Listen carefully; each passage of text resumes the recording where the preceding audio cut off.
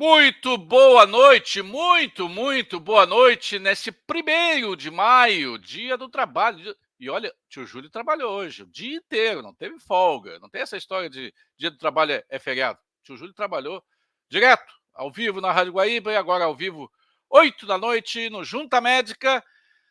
Então, esse programa é especialíssimo. Você que é um esqueleto ambulante, não pode perder. Nós temos aí, nós vamos ver isso aqui durante ao longo do programa, uma série de curiosidades sobre nossos ossos. E para isso nós convidamos aí 3 grandes especialistas, 3 craques. O Junta Médica tem o patrocínio de Hertz, a farmacêutica especialista em Consumer Health. Depois eu vou estar mostrando alguns produtos da Hertz. Antes de mais nada, antes que a gente comece o programa a valer, pega o link aí que você está assistindo no YouTube, puxa vida, não seja egoísta, manda agora para os seus amigos, para os seus familiares, nos seus grupos de Zap, porque nós vamos, puxa vida, qual é a oportunidade que nós temos de reunir 3 craques para falar sobre os nossos ossos? Quem tem osso já sentiu dor, já teve, alguns já quebraram, já luxaram, enfim, e você tem as suas dúvidas. Hoje vamos tentar tirar todas as dúvidas sobre ossos e a informação é saúde. Informação é saúde. Quanto mais você conhece seu corpo, mais condições você tem de cuidar melhor dele e, em cuidando melhor dele, viver mais e com mais qualidade de vida. É isso que a gente quer, afinal de contas. O Junta Médica é quase um serviço de utilidade pública, de saúde pública.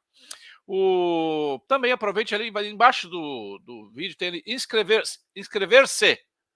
Inscreva-se no canal e dê um clique ali, dê um joinha no vídeo para que outras pessoas possam assistir, possam ver a relevância do programa, você possa receber as notificações dos novos programas.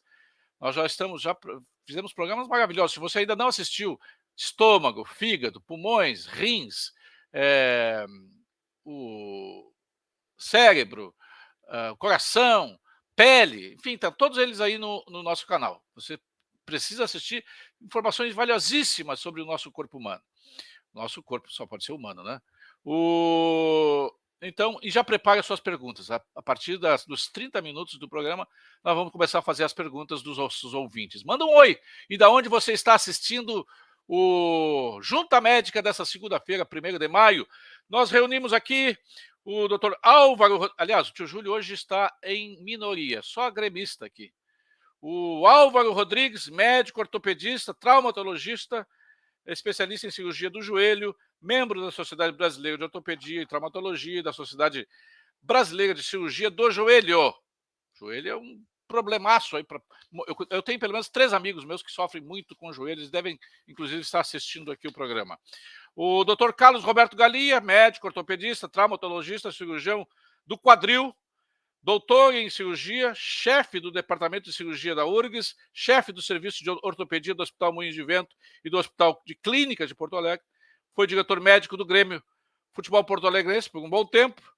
E o homem, além de tudo isso, é karateca. Eu quero saber depois dele se ele já quebrou algum osso seu ou de algum adversário no tatame.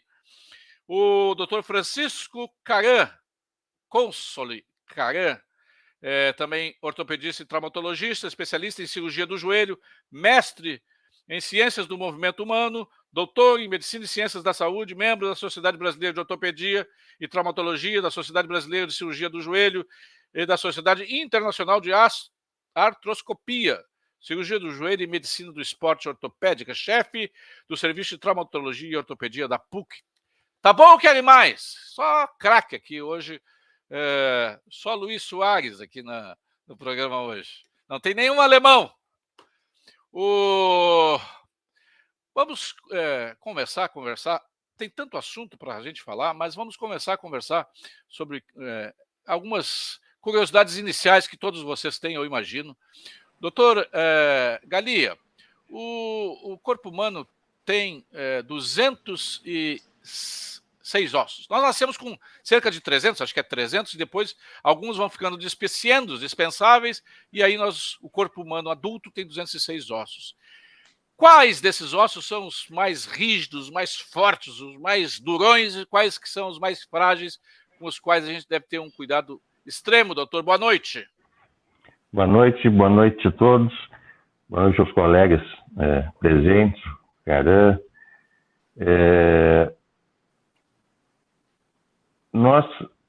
Se nós formos falar em dureza do osso, os ossos ali do ouvido são os mais fortes, ali a bigorna. Então, esses são ossículos que são muito duros. Mas o que mais importa no osso, o osso é um tecido, né? Mais do que a dureza, é a qualidade desse tecido. Ele tem que ter uma junção de dureza, de flexibilidade, de elasticidade, que é para que ele possa absorver os impactos e que não quebre como se fosse um ferro duro. A gente sabe que existem aços malháveis e aços mais rígidos. Os malháveis, eles vergam, mas não quebram. Então, essas são as características principais dos ossos, independente os que mantêm o esqueleto, né, em pé. Obrigado, doutor Carlos Galia, pela sua intervenção inicial. Doutor Francisco Caran, o Galia falou em ferro, mas em Porto Alegre, a segunda cidade mais arborizada do Brasil, nós temos perto de 2 milhões de árvores, a gente vê qualquer ventinho, quebra um monte de árvore. E tem outras, as palmeiras, por exemplo, elas não quebram, elas vão lá e vem cá e não quebram, elas têm essa maleabilidade. Quais são os ossos mais maleáveis que nós temos, afora esse do ouvido, que a maioria das pessoas nem sabia que tem osso no ouvido, né? Eu vou aproveitar. Bom, boa noite, Galia, boa noite, Álvaro, boa noite, Júlio, boa noite a todos que estão nos assistindo. Eu vou aproveitar para introduzir o conceito que os ossos não são nada se não tiverem juntos os músculos e as articulações, e para os ossos desenvolverem bem, eles vão depender também do sistema nervoso central, vão depender do sistema nervoso periférico e principalmente de a gente ter uma boa musculatura para eles serem saudáveis. E não tem uma resposta de um osso, né? Todos os ossos fraturam, né? De acordo com o que o Galia disse na primeira fala dele. Mas tem algum que... nós temos aqui dois especialistas em joelhos. Nós temos dois especialistas em joelho e um especialista em quadril. Dá para ter uma ideia, não? A gente pode pegar por faixa etária, talvez as crianças pequenas que brincam no parque, que fazem mais fratura dos ossos do antebraço, fratura da clavícula. Tem a faixa etária da mulher pós-menopáusica, que fratura coluna, punho, colo do fêmur, região teocantérica, né? Aí já pela osteopenia, osteoporose. Então, agora o maior e os mais idosos os mais idosos têm muito problema de fêmur, não? Muito problema de fratura do fêmur. O maior trauma de todos nas emergências é o entorse de tornozelo, né, que é o que mais ocorre, seguido pelas lesões musculares. Obrigado, doutor Francisco Caran. Doutor Álvaro Rodrigues, eu digo o seguinte, os joelhos, eles dão mais problema em quem tem sobrepeso, ou uma pessoa magra pode e com frequência tem problemas de joelho? Boa noite.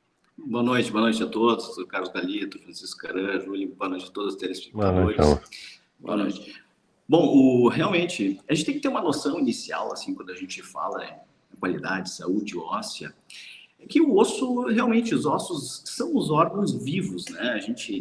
A maioria dos leigos não se dão por conta. O osso é um tecido extremamente vivo, ativo, que sofre muitas alterações ao longo da vida. E a gente tem que cuidar deles em todas as fases da vida, desde a infância, desde a idade adulta e na idade da senescência, né?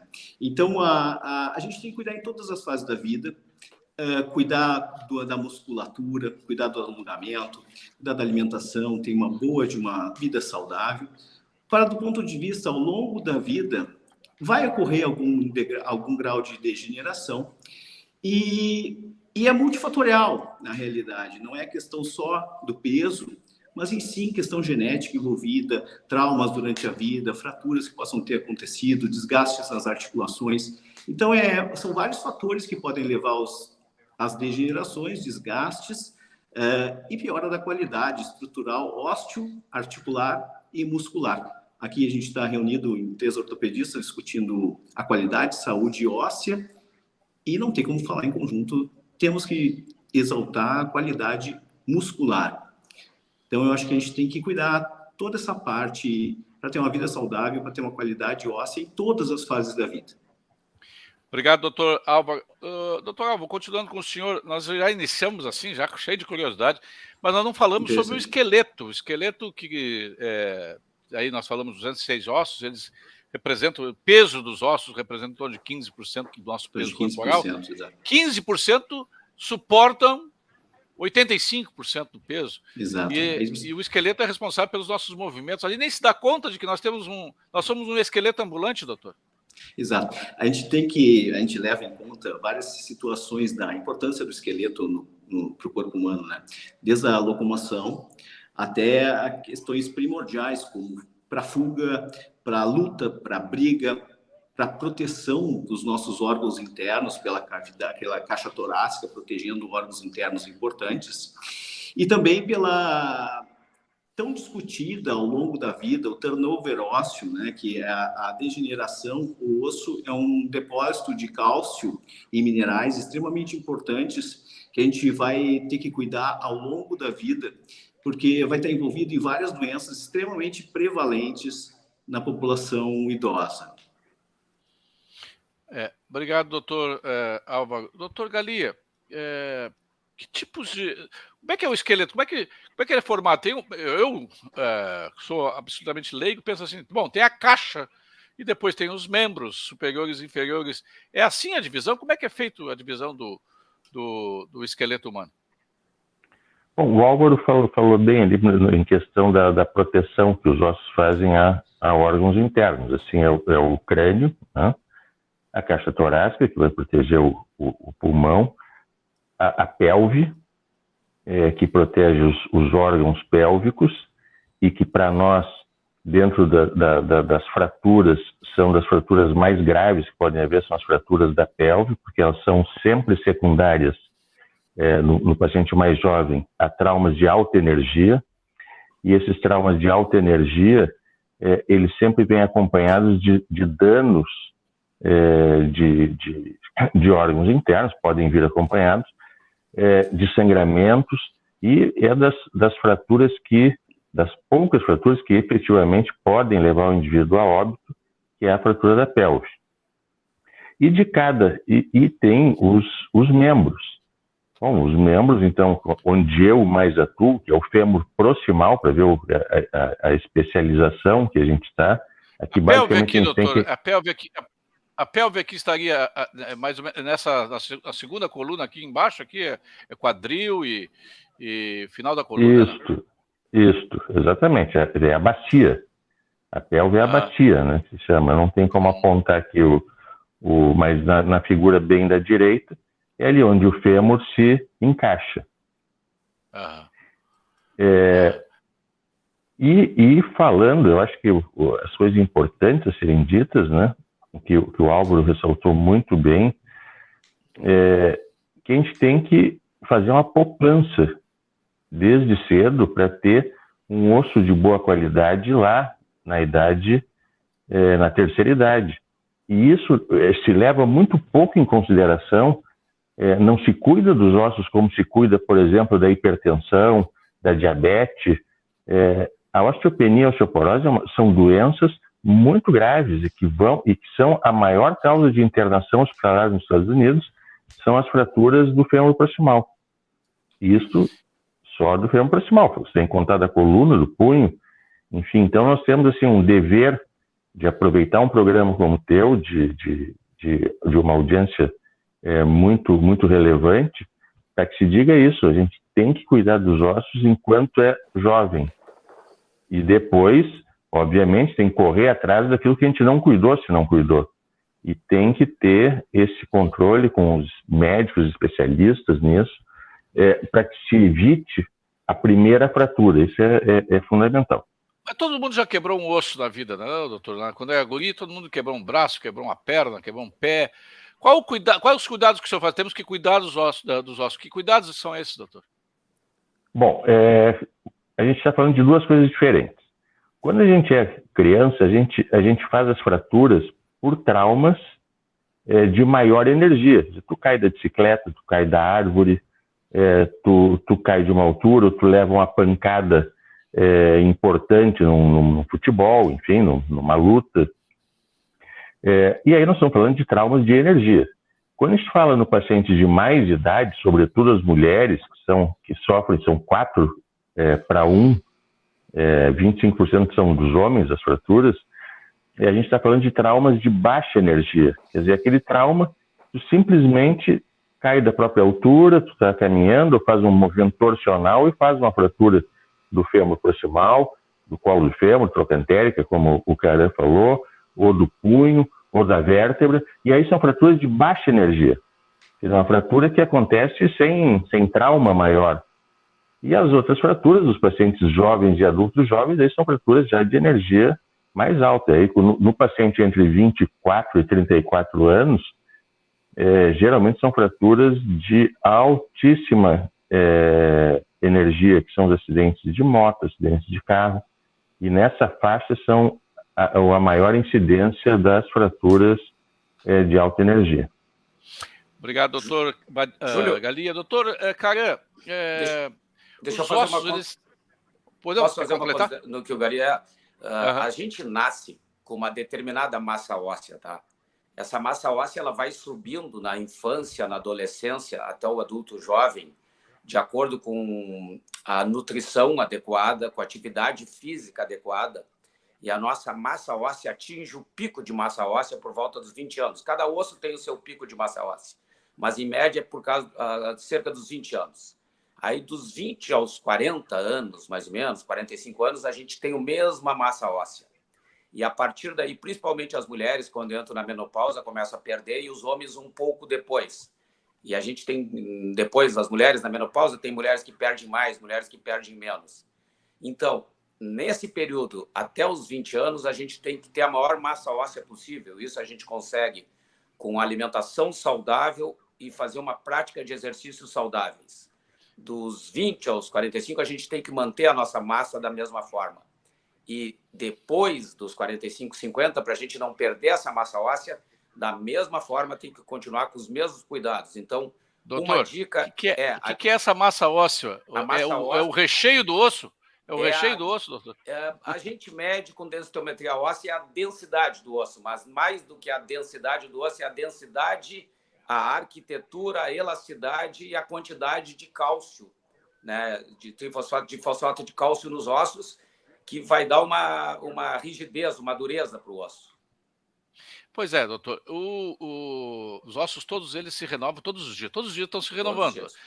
Leva 10 anos, em média, para o esqueleto inteiro se renovar. Isso. E é nessa renovação que acontece a osteoporose quando a renovação não tem a mesma... vai perdendo essa tal de massa que o senhor falou. Isso. Aí, essa massa nós temos uma célula que é o osteoblasto, que vai criando osso, para simplificar. Nós temos uma célula que é o osteoclasto, que vai comendo o osso, né? Num determinado momento de faixa etária, a gente começa a ter menos ação dos osteoblastos e mais ação dos osteoclastos. Então, isso é uma coisa que leva a menor massa óssea. Outra coisa é a ingesta de cálcio e vitamina D. Populações que vivem em locais mais frios, com menos exposição ao sol, tem menos exposição à vitamina D. A vitamina D faz absorver o cálcio, e nós temos reguladores sanguíneos que esse cálcio em excesso pode se depositar no sangue, depositar nos ossos ou não. Mas, certamente, se a gente tem a deficiência de cálcio e de vitamina D, que são fatores muito importantes, vai contribuir para a piora da massa óssea com o passar do tempo. Obrigado. Este é o Dr. Francisco Consoli Caran. Quero mandar um alô para os nossos ouvintes aqui, rapidamente. Depois eu faço a primeira rodada de perguntas. O Sérgio Kerber Jardim, a Vânia Lofiego, Luiz Gonzaga Caran, que eu imagino deve ser parente do Francisco, José Luiz Piazza, Lívia Ferrari, Cristiane Keller, o Ademir Bisotto lá de Cachoeirinha, a Ana Barbosa, o Gilson de Canoas, o Carlos Pimel, o João Souza de Eldorado, o Kaiser lá de Seul, no meio do trânsito engarrafado, ele está assistindo o Junta Médica, a Márcia Ribeiro, a Inge Lori, o José Ribas, o Heron Ferreira, do Sarandi, o Carlos Pimmel, de Novo Hamburgo, o Ageu Bruno, aqui de Porto Alegre, o João Doer, de Brasília, o Geraldo Debastiani, do Campo Bom, o Nilo Cardoso, aqui de Porto Alegre, o Meri Castro, lá de Passo Fundo, Jorge Guerra, o Daunei Fura, aqui de Porto Alegre, Cristiane Rodrigues, o Ricardo Nogueira, nosso psiquiatra de plantão,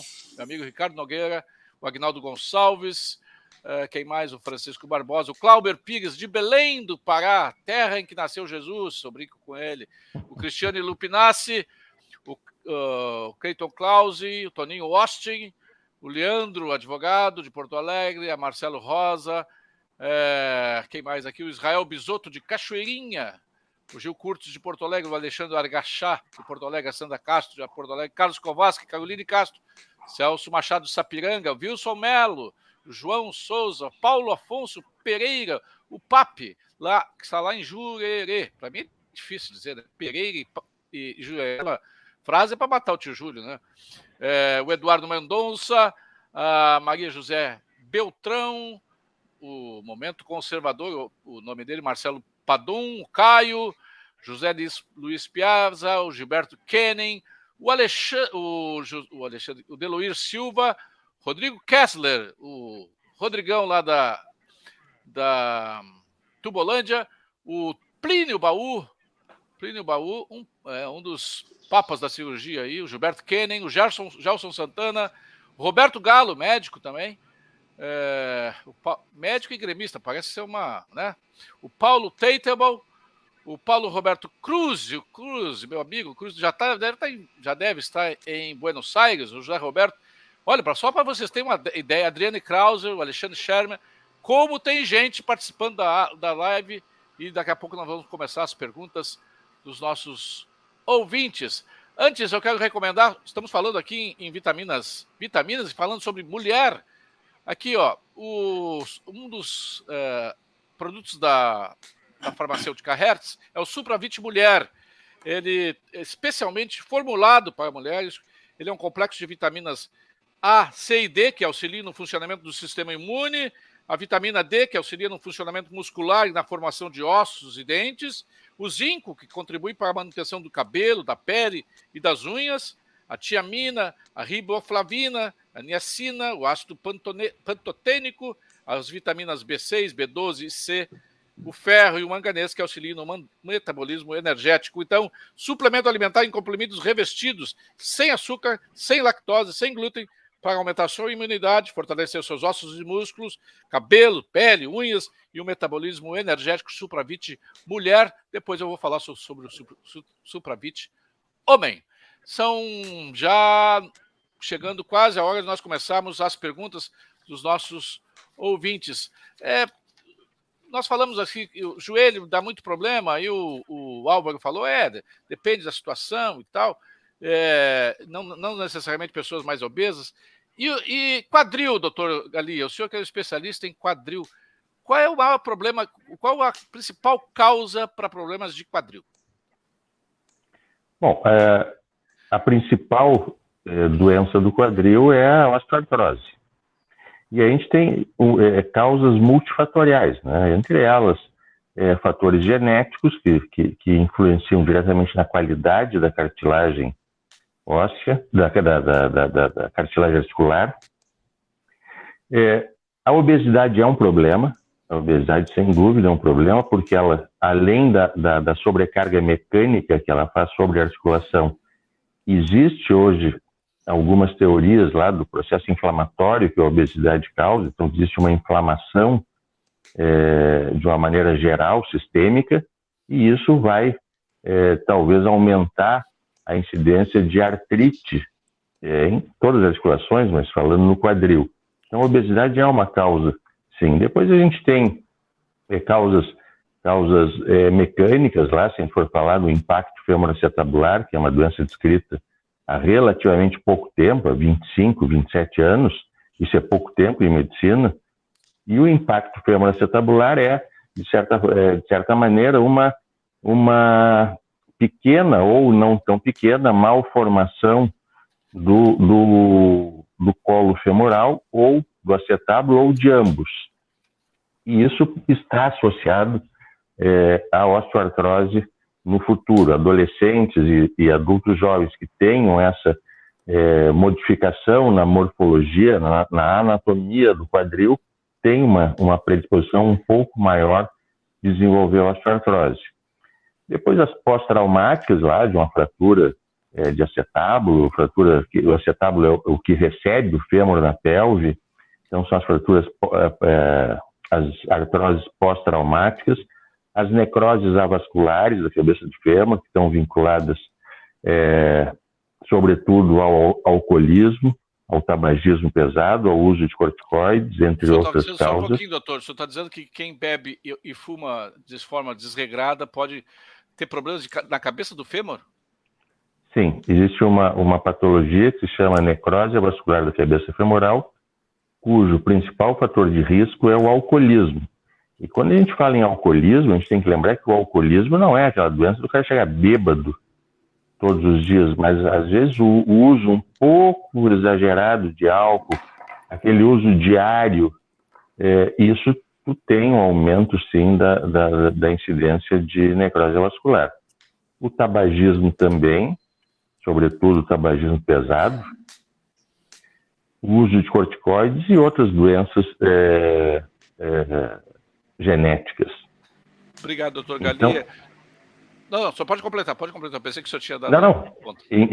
Então, na verdade, o osso, a articulação, ela é um reflexo da saúde do indivíduo. A gente tem que considerar que não existe só uma articulação doente. Às vezes, e muitas vezes, existe um indivíduo doente que tem que ser visto como um todo. Não é como, o paciente da artrose. Não, aquele paciente é um paciente que tem um problema de saúde. Já que o senhor falou em articulação, são os 206 ossos, mas tem um número também de 200 e poucas articulações. Essas articulações são necessariamente ossos ou são cartilagens, doutor? Não, a articulação sempre é cartilagem. O que varia é o tipo de mobilidade dessa articulação. Se pega, por exemplo, a síntese púbica, ali onde junta a pelve, uma hemipelve, uma metade da pelve na outra, tem a síntese púbica. Ela tem um movimento muito, muito restrito, mas é cartilagem. Se tu pega o quadril, ele tem um movimento bastante amplo pela sua morfologia. O joelho também tem um movimento bem amplo, mas os joelhistas aí podem me falar melhor sobre isso, mas são movimentos menos amplos do que o quadril, do que o ombro, por exemplo. Obrigado, doutor Galia. Doutor Álvaro, o senhor é um joelhista, nos fale. Tem muita articulação. O maior problema nos joelhos são articulações ou são os ossos que desgastam ou sofrem alguma tração muito forte? Então, o joelho é uma articulação extremamente complexa, né? Nós temos que entender o joelho, que ele está realmente no meio, né? Entre a pelve e o tornozelo. Então, ele ali no meio, ele tem que atuar de uma forma sinérgica com essas articulações. E o joelho em si, ele é formado, né, por 4 ossos. Tá? É o fêmur, a patela, a tíbia e a fíbula. Junto com esses ossos, nós temos todos os ligamentos. Temos os meniscos e temos todos os músculos envolvidos nesse joelho, que tudo isso tem que funcionar de uma forma extremamente harmônica, propiciando o movimento, a força, em conjunto com as articulações de cima e de baixo. Aí a gente já vê a quantidade de problemas que podem dar ao redor do joelho, tanto em ligamento, em menisco, na musculatura, nas bursas, na cartilagem ao redor de toda dessa articulação. Cartilagem sofre é aqui uma discussão, como o Júlio mesmo comentou, de utilidade pública, né?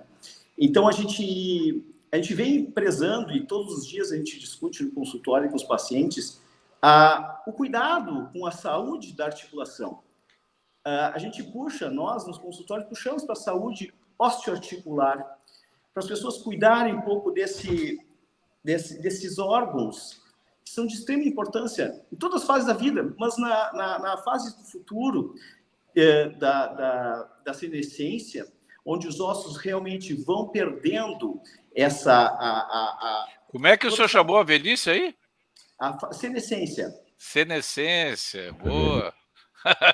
Então, a gente vai perdendo... Eu sou senescente, então, não sou idoso, eu sou senescente. A gente vai perdendo a qualidade das estruturas ósseas, tanto do osso esponjoso, do osso cortical, quanto também das cartilagens ao redor das articulações. Então, tudo isso vai ficando um pouquinho mais desgastado. E a gente tem uma doença que é tão discutida na atualidade, que é a sarcopenia do idoso. Justamente uma das doenças mais discutidas para a gente tentar fazer a prevenção, além da osteoporose, dessa falta, sarcopenia é diminuição de massa muscular, né? Que é uma coisa extremamente importante que a gente está discutindo e tenta cada vez mais fazer com que haja a saúde osteoarticular. Para haver saúde articular, o Dr. Caran comentou, fazer uma bela reposição alimentar, fazer, né, reposição de cálcio, vitamina D, se expor ao sol. Mas também precisamos de um estímulo. E o estímulo que tem que ser feito é um estímulo bem importante, fazer uma musculação para prevenção e fazer um estímulo tanto da musculatura quanto aonde os músculos se inserem, que isso vai estimular o osso vai ficar mais forte. A gente precisa de atividades físicas de musculação e algum tipo de uma atividade de relativo impacto controlado, para justamente haver o estímulo para o osso e os músculos se fortalecerem. E aí a gente começa a discutir realmente a parte de exercício, que é tão importante na prevenção de várias doenças. Olha, doutor Álvaro, todos os 8 programas que nós fizemos agora, todos os especialistas, do fígado ao coração, sabe, todos falam exercício. Puxa Exato. vida, assim o tio Júlio vai ter que fazer exercício desse jeito. Aí, Júlio, aqui na ortopedia, nós vamos puxar um pouquinho a mais. Não é um exercício aeróbico, para um estímulo aeróbico, é um exercício que eu discuto no consultório, é um exercício para estímulo da musculatura, é um exercício aeróbico de certo relativamente ter um impacto, e também fortalecimento do músculo, e também cuidar muito do alongamento. A gente está cada vez ficando mais encurtado, com o encurtamento da musculatura. Isso provoca dor, piora do gesto motor, não? Então a gente fica cada vez mais com o gesto motor alterado, isso vai provocar dor, contraturas musculares, perda de uma série de hormônios que existem envolvidos nisso. Então, eu faço apelo à população que está nos escutando, praticar exercício, fazer uma alimentação saudável, as reposições importantes.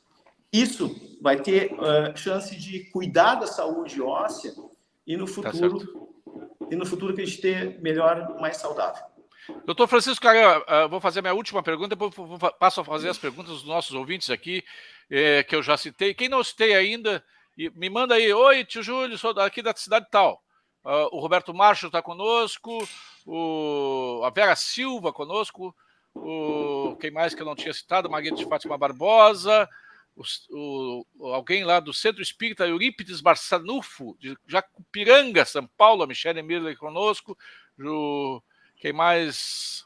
A Jupetec conosco, entrando agora aqui o João Antônio Araújo Santos, o João das jaquetas reversíveis, Teva, o interminável João Antônio, o doutor Caran, esse negócio de cálcio, eu sempre ouvi o seguinte, que cálcio é bom, mas até uma determinada quantidade, porque o cálcio em excesso pode ser ruim para os ossos, é verdade ou é lenda urbana? Bom, o ideal é que a gente tivesse a alimentação, como o Álvaro já falou, Galia já falou, alimentação saudável em cálcio e vitamina D. Né? Havendo deficiência de cálcio, evidentemente que tem que repor, e nas mulheres pós-menopáusica ou no homem na andropausa, existe uma discussão, em geral os geriatras, endócrinos, os reumatos, colegas nossos também, fazem toda uma investigação. Existem patologias, tipo arritmias cardíacas e outras, ou pacientes que depositam cálcio, tipo cálculo renal, que não devem usar o cálcio em excesso. Então, como também o Galia já avaliou antes, a gente tem que tratar o corpo todo, né? Tu não pode simplesmente fazer essa relação cálcio e osso. Mas sim, o cálcio, a ingesta de cálcio, principalmente na alimentação saudável, e a vitamina D são fundamentais para o esqueleto. Mas não tem essa história de excesso. Não tem. Isso. Júlio, se tu me permite, queria fazer uma consideração também, que a gente não falou ali no início. Eu vou dar o exemplo do joelho. Eu sempre digo que as patologias têm idade. Então, por exemplo, depois o Galia pode dizer no quadril, mas no joelho, por exemplo, as crianças fazem osgutilater e síndrome Larsen, que são tendinites do crescimento nas zonas de crescimento, ou fazem fraturas nas zonas de crescimento. Depois, quando a gente chega ali no adulto jovem, no final da adolescência, faz lesão ligamentar, lesão meniscal, lesões musculares. Depois, quando tu chega depois de 50 anos, tu tem patologia degenerativa dos meniscos e começa a degenerar cartilagem. Aí, depois de 60 anos, tu tem artrose, né? Tu tem fratura praticamente em todas as idades, né? Então, também, de acordo com a tua faixa etária, tu sofre mais de uma patologia específica. O Galia pode falar lá no quadril que a artrose também vai ser lá depois de 50, 60, 70. Tem um impacto femoroacetabular. Que idade é o impacto, Galia? Da pessoa mais jovem? Né? Dos jovens, dos 20 anos. 20 anos. Então, são coisas que também a gente considera na hora de avaliar o sistema musculoesquelético. Vou fazer aqui algumas passar as perguntas dos nossos ouvintes aqui. O Kaiser, lá de Seul, na Coreia, pergunta: glucosamina com condroitina, MSN, realmente funciona ou é mito? Boa pergunta. É difícil de responder. Existe assim, um guideline europeu e um guideline americano, né? O guideline americano, basicamente, admite o efeito analgésico da glicosamina e condroitina e acha que tem pouco efeito na proteção da cartilagem, né? E então tem uma evidência fraca de glicosamina e condroitina. Já o guideline europeu, a gente tem que saber que a droga original é uma droga belga, então é uma droga europeia, então os americanos lutam mais contra. Já o guideline europeu aceita um pouco mais, que possa ter um efeito condroprotetor na glicosamina e condroitina.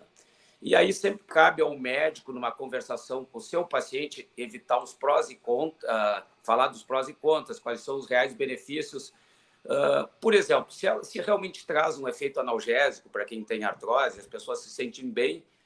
Hipócrates já dizia que uma das funções do médico é aliviar a dor do paciente. Então, tu conversando com o teu paciente, explicando o funcionamento, né, o médico e o paciente vão decidir se ele deve usar ou não glicosamina e condroitina. Obrigado. Doutor Galia, o João Souza pergunta: qual é o esporte que mais lesiona o joelho, principalmente o menisco? Mas acho que essa pergunta tem que ser para os joelhistas. Eu vou lhe perguntar o seguinte, doutor Galia, o senhor já quebrou algum osso no judô? No karatê, já quebrei. No karatê? É karatê, pior ainda. É pior ainda. Já quebrou algum osso? Quebrei o antebraço, a ulna. Do seu e de algum adversário, não? Não, o meu. o meu. Outra curiosidade, o senhor trabalhou no esporte, doutor? Não, mas pode continuar. Não, eu ia dizer, a fratura é uma coisa que dói muito, né? E ela incapacita por um bom tempo. Então, por isso que o paciente, a criança recupera muito rápido, o adulto jovem, que foi quando eu fiz a fratura, eu recuperei em 6 semanas, 8 semanas, não foi uma fratura de tratamento cirúrgico, mas isso às vezes uma fratura no paciente idoso, ela é muito custosa, ela traz muitas outras consequências. Então por isso a preocupação que todos aqui falaram sobre o cuidado com o osso, né? Porque eu acho que a mensagem maior do que a gente pode deixar é o cuidado com o osso. Então, fratura é uma coisa que dói bastante e incapacita por um bom tempo. A minha curiosidade, já que o senhor trabalhou no esporte, trabalhou no Grêmio, o que tem aquela aguinha? Onde que tem para vender aquela aguinha milagrosa, doutor? Passa ali. Você sabe que eu também não, eu não sei porque ela faz milagre, né? Mas é um milagre temporário, né? Porque tu só tira a dor ali, tu dá um geladinho no local que fez a lesão e o cara levanta e vai. Porque, olha aqui, eu com a fratura do antebraço, eu continuei a luta, mesmo com dor, porque no momento a adrenalina ela é tão grande e tu não quer parar, né? Agora, depois que parou, é um inferno. Dói bastante. Obrigado, doutor Galia. Doutor Álvaro, então responda sobre os joelhos aqui. Ali. Sim, sobre o joelho, deixa eu achar a pergunta aqui. Qual o esporte que mais lesiona o joelho? O joelho, principalmente o menisco. Eu lesionei os dois jogando futebol. Então, a resposta foi dada, né? Hoje em dia, falando aqui no Brasil, o futebol é um dos esportes de contato mais praticados aqui no Brasil e realmente o índice de lesões meniscos, ligamentares, musculares é altíssimo no futebol. A gente não deve também esquecer que vários outros esportes, a gente está na véspera da 38ª Maratona Internacional de Porto Alegre, né? Onde a gente tem inúmeras lesões, os corredores estão se preparando cada vez mais, aí, aumentando o seu volume de treino, e às vezes não estão preparados para isso. E ocorre um termo bem interessante, que as fraturas de estresse também existem, que são fraturas que se dão em ossos normais, em praticantes de esportes cíclicos de repetição. Então, fica a dica aí de utilidade pública para o pessoal da maratona, fazer uma bela preparação, né, para tentar evitar essas lesões tão importantes que podem acometer aí o esqueleto. O doutor Álvaro, o José Luiz Piazza pergunta: colágeno tipo 2 conjugado com ácido hialurônico e magnésio pode auxiliar quando há desgaste das cartilagens? Olha, eu acho que essa resposta, o doutor Caran já fez uma bela explanação a respeito disso, né? É muito discutido, realmente pode ser usado, é um apelo muito importante o colágeno, realmente pode ser usado, mas eu acho que entra na mesma resposta que o doutor Francisco acabou de dar. Tá certo, obrigado. Doutor Francisco Caran, o José Roberto pergunta sobre acidentes domésticos com fraturas, quais são os mais frequentes e como evitá-los, doutor? Bom, mais na área do Galia, mas eu posso responder. Normalmente são as fraturas de punho, trocantérica ou coluna, que acontece na terceira idade, né, na mulher pós-menopáusica, e os cuidados em casa, basicamente, não deixar o piso molhado, cuidar com os tapetes, usar corrimão se tu tem um idoso, cuidar com as escadas, ter acessibilidade, né, para as pessoas de uma forma adequada.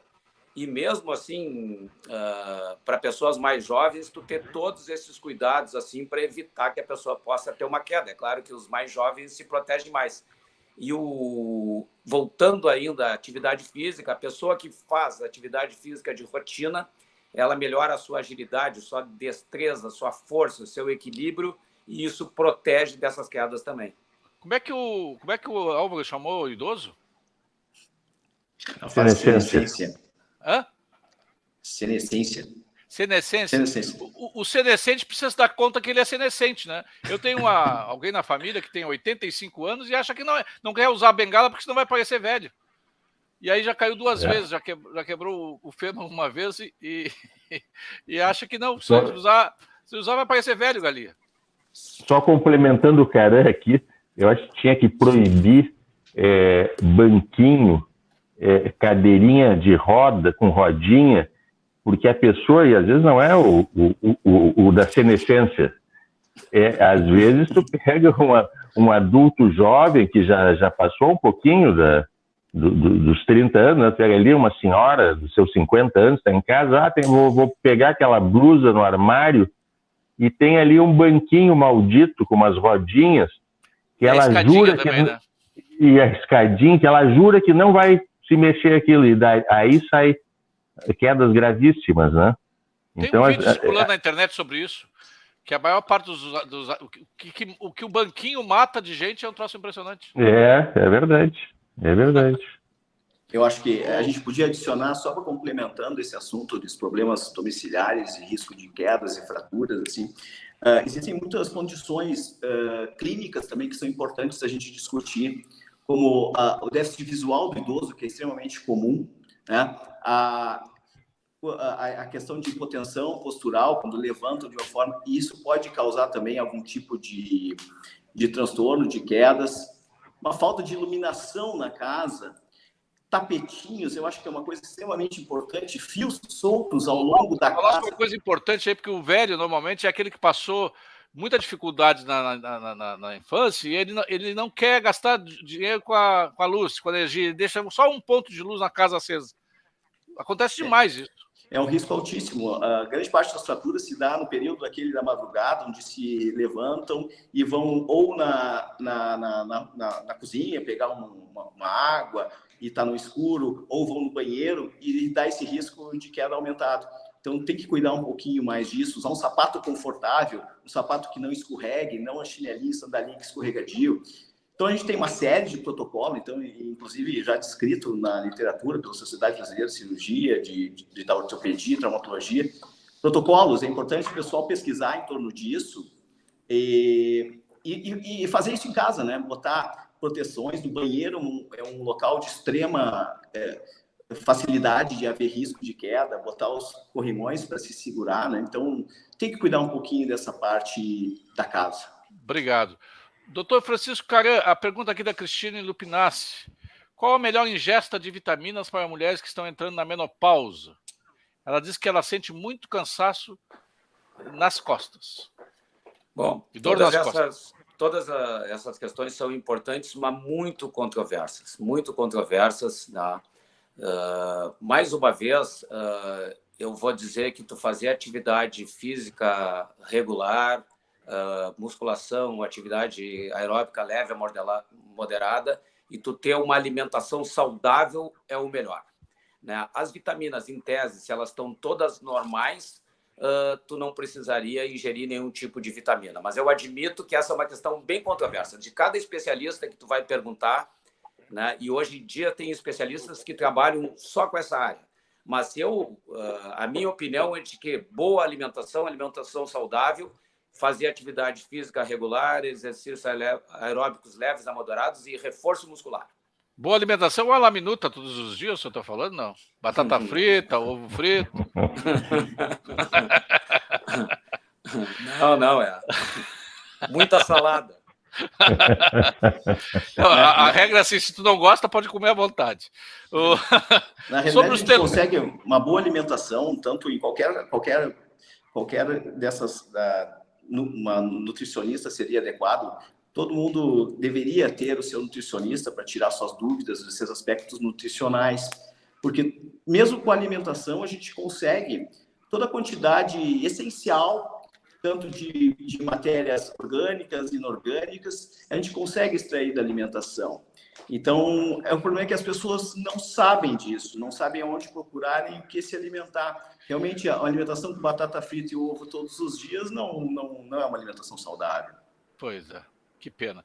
Sobre os telômeros, doutor Caran, sobre os telômeros, pergunta o José Fernando Madureira. Atualmente, há medicamento que contribui para a renovação do tecido ósseo? Olha, outra medicação que eu jamais usei no meu consultório. E o Israel Bisotto pergunta por que falam tão pouco sobre a vitamina K2? Afinal, não é ela que direciona o nutriente para o local adequado, neste caso, os ossos? Se é para mim a pergunta, também sigo na mesma linha. Também nunca receitei vitamina K2 para nenhum paciente. E a K2 se encontra em quais medicamentos se encontra a K2? Não, medicamentos não. Fala não, em alimentos. Nada, aí não saberia te dizer. A gente está entrando na área das nutricionistas que saberiam dizer com precisão aí todas essas coisas. Mas os alimentos que têm vitamina K2 são geralmente os fermentados. Por exemplo, kefir, iogurte, não, cerveja eu não sei te dizer. Não sei, ele é fermentada, mas é uma boa pergunta. O queijo tofu tem vitamina K2. E existe, de fato, alguns artigos mostrando que a vitamina K2 pode, de fato, direcionar o cálcio para o osso.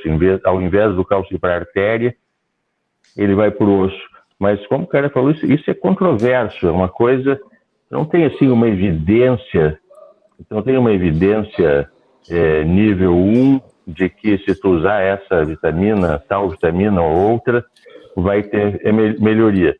Eu sou um pouco menos cético. Eu uso para o paciente que eu tenho que fazer alguma reposição de cálcio, eu uso cálcio, vitamina D e a vitamina K2. E o magnésio também. Agora, a pergunta do Geraldo Debastiano, para quem tem osteoporose, é importante a suplementação de magnésio? Sim, mas também, né, tudo do que o Caran falou, muito controverso, né? Muito controverso. Hoje a indústria está apostando muito nisso de uma forma geral. Hoje tem diversos laboratórios com compostos já comprimidos com cálcio, vitamina D, vitamina K2, magnésio. Eu acho que na pós-menopausa, eu acho que isso pode ajudar de alguma forma, mas é só assim, ó, viram o que eu falei? Eu acho, não está aqui nenhuma recomendação, nenhuma indicação, porque não existe evidência, de fato, que tem esses medicamentos uma eficácia. Quando fazer a primeira densitrometria? Isso também tem indicação, se não me engano, após os 50 anos na mulher. Eu não tenho certeza da idade. Mas também tem alguns guidelines que recomendam que se faça um pouco mais tarde, inclusive, a densitometria. No meu consultório, como eu trato muita fratura do quadril, mas assim, muita mesmo, sobretudo nas mulheres após 50 anos que vão no consultório, eu peço densitometria. O que é a densitometria? Como é que funciona? O que ela pode apontar? A densitometria é um exame que se faz do osso e que ela aponta a densidade do osso, a qualidade do osso, a quantidade de mineral que tem esse osso, aponta a qualidade do trabeculado ósseo. Isso quer dizer, se essa arquitetura do osso está adequada ou não. E tu pode, a partir de um determinado momento, ter uma densitometria normal e acompanhar cada 2, 3 anos com densitometrias para ver se essa qualidade está se perdendo ou se mantendo. E aí, então, se instituir tratamentos que sejam indicados. Mas então não é um exame de rotina, assim. Depois de 50 anos tem que fazer, não. Só por... Eu recomendo. Sobretudo nas mulheres que após 50 anos façam pelo menos a primeira densitometria. E depois pode repetir, se for uma densitometria normal, pode repetir em 2, 3 anos. Mas eu gosto que faça. É bom repetir aquilo que o senhor falou, de cada 4 pessoas com problema de osteoporose, 3 são mulheres, é isso? Isso. O doutor Guilherme Peterson, pediatra, diretor lá do CIMER, Sindicato Médico, ele diz o seguinte: ombro é das piores articulações, muita mobilidade para uma articulação só. Tudo para dar errado. Demorei 3 anos para recuperar uma lesão no ombro. É verdade. Ele tem toda a razão. Eu estou recuperando uma agora. Do karatê que o senhor deu? É. E o homem não paga com karatê, rapaz. Tem que ser interditado, o Galia. E dói essa lesão de manguito rotador. Putz, é um troço bem chato. mas tudo se resolve. O doutor Álvaro, a Michele Miller diz assim: eu tenho mas o pessoal não ajuda. Tendocenovite femuro-patelar. Tendocenovite femuro-patelar. Nos 2 joelhos. A fisioterapia me tratou a contento. E uma joelheira articulada para exercício físico. Esse negócio de joelheira, teve uma época que eu jogava futebol, lá no século passado, a bola ainda era quadrada. Eu tinha que jogar, eu jogava que nem aquele, só faltava botar assim, frágil, cuidado, frágil. Eu jogava todo amarrado. com joelheira, com aquela sunga térmica, com tudo. Essa joelheira ajuda? Ela pode ser um coadjuvante aí de quem tem problemas no joelho, doutor? Sim, o pessoal gosta de assuntos polêmicos aqui, né? A resposta de assuntos polêmicos. Joelheira ao redor do joelho é um assunto extremamente polêmico que realmente eu uso e tenho certas indicações, tá? Para usar a joelheira costuma dar uma boa de uma propriocepção, tá? Ela dependendo, no caso desse paciente, provavelmente com processo inflamatório em tendões ao redor do joelho, eu acho que deve ter sido essa a causa da pergunta dela. Talvez um tratamento de base, claro que a gente não pode dar aqui na internet um tratamento, né? Mas uma investigação precisa de como é que estão essas condições dos tendões, como é que está a falta, como é que está o seu alongamento, como é que estão as condições musculares. Talvez um tratamento de base bem feito consiga curar essa paciente. E a joelheira seria como se fosse uma muleta durante um período transitório para melhorar a propriocepção e dar uma segurança, um conforto para o paciente. Então, pode ser usado, sim. Eu tenho muito cuidado em indicar para usar as joelheiras por longos períodos de tempo, que acabam, às vezes, causando mais atrofia muscular e piorando o quadro. Então, tem que fazer um acompanhamento. Não pode usar a joelheira por resto da vida. Faz um acompanhamento, discute com o seu médico, que eu acho que a gente consegue alinhar melhor o tratamento. O senhor acha que é polêmico? O pessoal está perguntando se vinho faz bem para os ossos. Mas aí não é... Se tomar muito, vai fazer mal, porque vai dependendo do teor que se fala, a gente foi discutido já no início aqui que o tabagismo e o uso de álcool, eles são um dos fatores que a gente deve controlar muito, principalmente nessas doenças crônicas e degenerativas do esqueleto, como osteoporose, tá? Então, realmente tem trabalhos que falam em alguns fatores de proteção, usando o vinho tinto, né? Mas tem que ponderar e ver a quantidade, o uso. Então tem que ter um cuidado mais especial quanto a isso. Tá, eu não indico. Uma taça de vinho não faz mal para ninguém. O doutor Francisco Caran, boa noite. Qual pergunta aqui o José Luiz Piazza? Qual a causa da fascite plantar? Que é um problema que a gente vê que muitos jogadores de futebol têm, né? Bom, várias, né? Primeiro que nós, ao longo dos milhares de anos aí de ser humano, nós desadaptamos a andar de pé descalço, então a gente usa calçados, né? Então uma delas é o tipo de calçado que se usa, né? Outra coisa é o tipo de atividade que se faz, o peso. Também tem gente que tem mais predisposição a ter processos inflamatórios, existem doenças que facilitam a fascite plantar, né? Então, tem que ver especificamente a quem a gente está se referindo, né? Pode ser alguém com sobrepeso de 45 anos que não faça esporte e use calçados inadequados. Essa é uma causa. Outra é alguém que seja um corredor, a área do Álvaro, que é corredor de rua, e que esteja usando o calçado de uma forma inadequada. Então, é nessa linha. O meu comentarista lá do Boa Tarde Eu gostaria de Brasil, fazer só um adendo assim, sobre essa parte de... Eu acho que a população, falando dos pés, paciente que suporta toda a carga do peso do corpo, a população, conforme o Dr. Caran explicou, a população não cuida da saúde dos pés. Ninguém faz um bom alongamento dos pés, ninguém faz um reforço muscular dos pés. A gente examina os pés sofridos com esses tipos de patologias, estão com atrofia muscular, das musculaturas intrínsecas dos dedos. Então, não tem como não ter uma sobrecarga a mais nessa articulação que sofre tanto impacto nos esportes. Então, quando a gente examina, eu faço o pedido encarecido, vamos cuidar melhor da saúde dos pés. A gente tem tanta coisa para cuidar na vida, e também temos que cuidar da saúde osteoarticular dos pés. E a musculação, uma bela reabilitação, fortalecimento de musculaturas intrínsecas e extrínsecas do pé fazem total diferença no tratamento dessa patologia.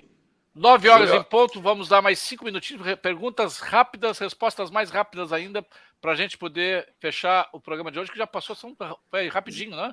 O doutor aqui, o Caran, fala.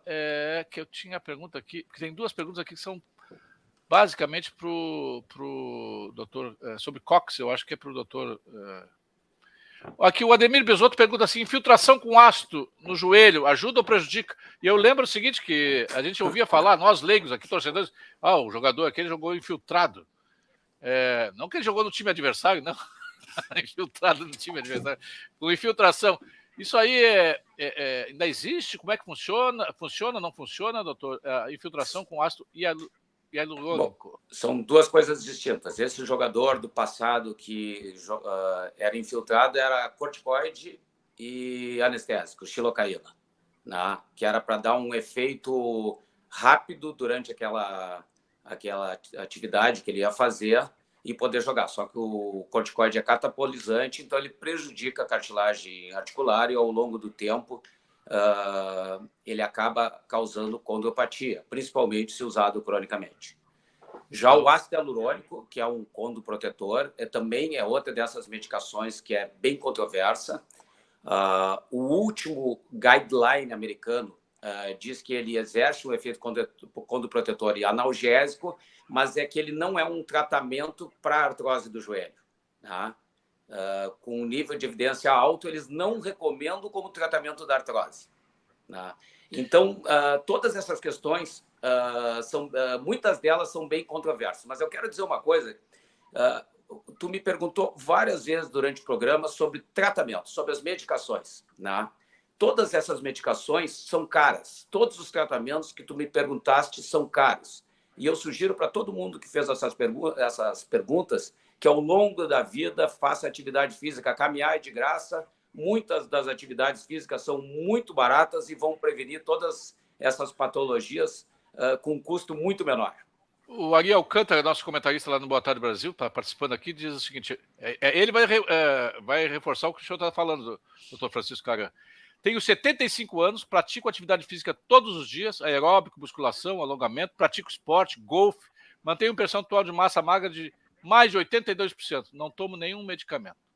Perfeito. Pô, mas aí, né? Mas aí, Ari, aí tu nos derruba, Ari. Aí ele fez a minha propaganda. Parabéns, Doutor, é isso aí. Doutor Carlos Galia, não, e o Ari é a nossa enciclopédia ambulante, além de tudo, ele sabe tudo de tudo. Aqui duas perguntas sobre cóccix, deixa eu ver se eu acho aqui. Cadê? Quanto tempo leva para... Ai, cadê a pergunta aqui sobre cóccix? São duas perguntas feitas uma do lado da outra sobre cóccix. Aqui, ó. Qual o tempo necessário para a recuperação da fratura de cóccix? Pergunta o Nilo Cardoso. Já a Jupetec diz assim, 10 anos atrás sofri uma queda de bike, fissurei o cóccix e até hoje sinto dor. O que fazer? Casualmente o Nilo também é ciclista, né? Não sei se isso é uma coisa que acontece muito frequente com quem é ciclista, mas questão do cóccix, doutor. Olha, o cóccix é um problema muito sério, porque ele tem... o tratamento é muito difícil da coccidínia, que a gente chama, que é a dor do cóccix. Muitos pacientes fazem um trauma, como essa ouvinte, essa espectadora que perguntou, fazem um trauma e ficam muitos anos com dor. Outros fazem um trauma, ficam com dor algumas semanas, melhoram e vão voltar a ter dor décadas depois. Então, não existe um tratamento cirúrgico em geral para o cóccix. As fraturas de cóccix geralmente são fraturas sem desvios. Tu não tem o que operar, não tem como tirar, e pode tanto o Álvaro quanto o Carame corrigirem, mas não existe um tratamento efetivo. Tu usa anti-inflamatórios, analgésicos, muitas vezes chega a recorrer a bloqueios de dor com o pessoal da neurocirurgia ou das equipes de dor, mas a meu ver, isso é daquelas coisas que quando chega no consultório eu fico bem incomodado, porque a gente tem muito pouco a oferecer para o paciente que tem essa dor. A gente sabe que o paciente sofre muito porque dói, mas as opções de tratamento são muito limitadas, e deixo a palavra para os colegas, se eles têm alguma outra visão. Pergunta aqui então para os colegas, aqui, para o doutor Francisco Caran. A Angélica Petrillo pergunta assim, o dermatologista diz que é para fugir do sol, mas para outros médicos o sol do meio-dia sem proteção. Afinal, quando e quanto sol seria o ideal para... quanto seria o ideal de sol? Já entendi a pergunta. O sol muito cedo da manhã, né, e só precisa 30 minutos com uma boa parte da superfície corporal exposta, seria suficiente. O sol bem cedo da manhã. Ou seja, sai para caminhar bem cedo. Bem cedo. A Maria Luísa Benites, minha colega de Rádio Guaíba, diz assim: todos os meus ossos, meus 300 ossos mais do vizinho estão doendo.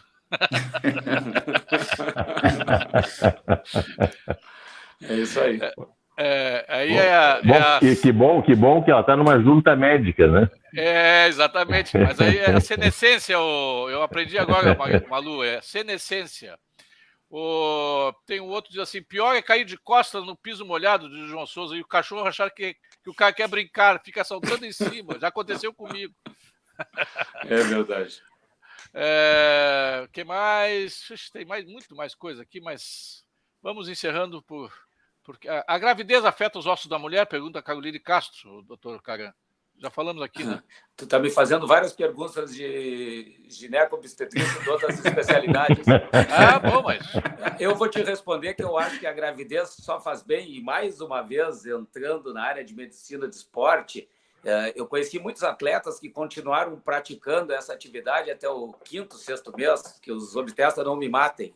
Né? Claro que bem orientados e tendo os devidos cuidados, dependendo que cada gravidez é só gravidez. Agora, uma outra pergunta, últimas perguntas, já encaminhando para o final, o doutor Álvaro, sobre Coca-Cola, refrigerante para as estruturas ósseas. Olha, eu realmente, eu vou ser bem preciso. Eu me abstenho de qualquer comentário sobre refrigerantes. Não, mas é que esse nosso neto de 11 anos está acompanhando o programa em Pelotas com o pulso engessado. E ela pergunta sobre os malefícios da Coca-Cola. Inúmeros malefícios, todos. Não existe um benefício da Coca-Cola. Só para a Coca-Cola, né? Para qualquer refrigerante envolvido. Neuropatia dos membros inferiores pode ter origem em problema ósseo na coluna? Diz a Michelle Miller. Sim, pode. Neuropatia pode ter compressões, hérnia de disco, pode dar problemas neuropáticos dos membros inferiores. Tá certo. Vamos encerrando o programa. 1 minuto para suas considerações finais, doutor Álvaro Rodrigues. Olha, eu fico muito contente de ter participado dessa mesa, dessa utilidade pública. Eu fico à disposição aí para qualquer dúvida, podem mandar, fiquem bem à vontade. E eu espero que todos, depois dessa discussão aqui, comecem a cuidar um pouco mais da sua saúde osteomuscular. De extrema importância em todas as fases da vida, cuidando, praticando exercício físico, fazendo um alongamento, um aeróbico. Isso aí a gente tem condições de manter uma saúde osteoarticular. Sempre lembrando de fazer seu check-up com o médico, tirando todas as suas dúvidas, que a gente tem muitos tratamentos envolvidos e podemos dar uma melhor qualidade de vida em qualquer uma das patologias. O Paulo Papini, aqui de São Paulo, palmeirense, coitado, né? Só ganha tudo nos últimos anos. Ele pede para falar sobre os benefícios da musculação, mas nós já falamos os benefícios da musculação para os ossos. Doutor Francisco Caran, suas considerações finais. Bom, quero dar boa noite para o Álvaro, para o Galia, para o Júlio. Foi realmente um prazer ter participado. E boa noite para todos que nos acompanharam e nós ouvimos. Estou à disposição aí para futuras conversas. Abraço a todos. Tá certo, muito obrigado. Quero mandar um abraço para o Egídio Farias, o Alberto Miller, o Paulo Papini, a Lúcia Lambi, o Paulo Roberto Ribeiro, pessoas com as quais eu não tinha ainda mandado, a Regina Alain, que eu não tinha mandado ainda um abraço, a dona Orli Sebem, lá de Arvorezinha, a Márcia Marjevski, a minha querida amiga Maria Luísa Benites. É isso aí, doutor. Carlos Roberto Galia, suas considerações finais. Bom, primeiro agradecer o convite, eu fiquei muito satisfeito de participar do teu programa, cumprimentar o Álvaro Caran e dizer que nós não combinamos nada antes do programa e convergimos quase que a conversa inteira para prevenção. Então, prevenir sempre antes de pensar em tratar. E a prevenção hoje foi muito bem abordada aqui pelo Álvaro, pelo Caran. E acho que valeu a pena. Acho que quem viu o programa, quem assistiu o programa, acho que se beneficiou bastante. Parabéns aí para os colegas da mesa. Obrigado, doutor Galia. Você assistiu? Então, vai ali embaixo e inscrever-se no canal. Inscreva no canal. Compartilhe o link também. Não seja egoísta. Muito conhecimento nessa noite, muita informação. Informação é saúde.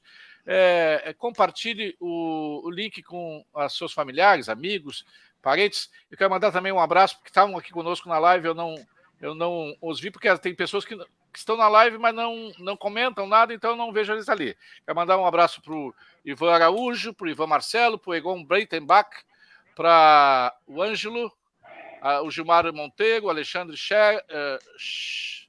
Scherner, a Moema, o Antônio Peter Osório, o Egon Ferreira, o Dinho do Uber, o Giovanni Ricardo Silveira, o Maurício Fraga, o Eduardo João Souza, Chico Barbosa, a Andréa Alves, Rubem Flores conosco também nesse programa desta segunda-feira, 1º de maio.